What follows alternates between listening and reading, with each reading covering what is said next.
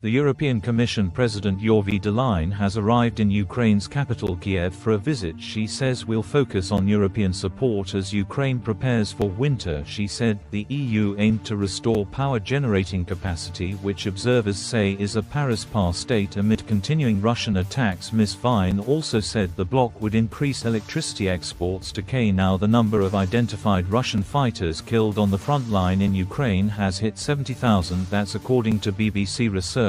While official statistics may be hard to come by, an investigation by BBC Russia and the independent Russian media outlet Media Zona has been collecting data and identifying dead Russian soldiers since the beginning of the war with Ukraine. Our analysis reveals volunteers are increasingly older men with lower incomes and are not surviving long in battle. Arave SHNA reports the faces of Russian fighters killed in Ukraine are changing now. More and more men in their 40s, 50s and even 60s are volunteering for the front line. 62-year-old Rat Hov was one of them. Before he volunteered, he had 2 jobs fighting for Russia. He earned 7 times what he did before. Russian authorities have repeatedly increased sign-up bonuses to attract man like Renat. He died in February this year. We don't know where exactly, but thousands kilometers away from his home in Russia. Last month, Russian forces faced a Ukrainian offensive in KSK, the first on Russian territory.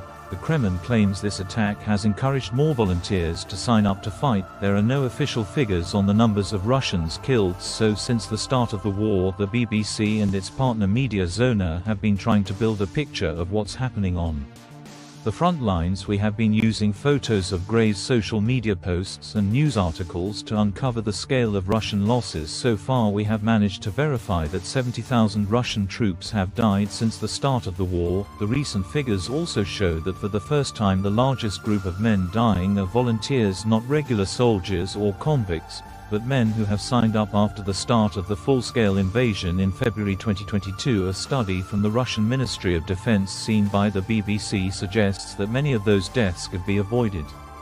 With better first aid and medical care, they're fighting a battle where they're not prepared and might not have the needed equipment to there isn't sufficient preparation, and there are also equipment shortages or non-existing equipment for which they have been prepared for those few limited weeks that they have done. So this graph shows how losses of Russian troops were distributed since the start of the war. Moscow continues to use so-called meat grinder tactics, trying to wear down Ukrainian forces, and volunteers now seem to be used at the most challenging parts of the front line.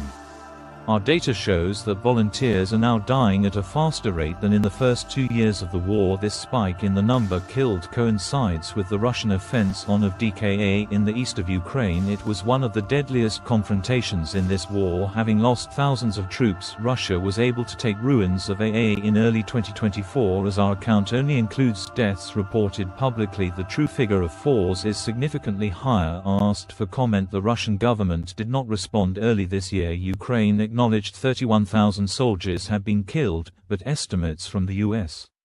intelligence suggest the number is higher. Moscow continues to push on, willing to exchange thousands of lives for small pieces of scattered land. Olga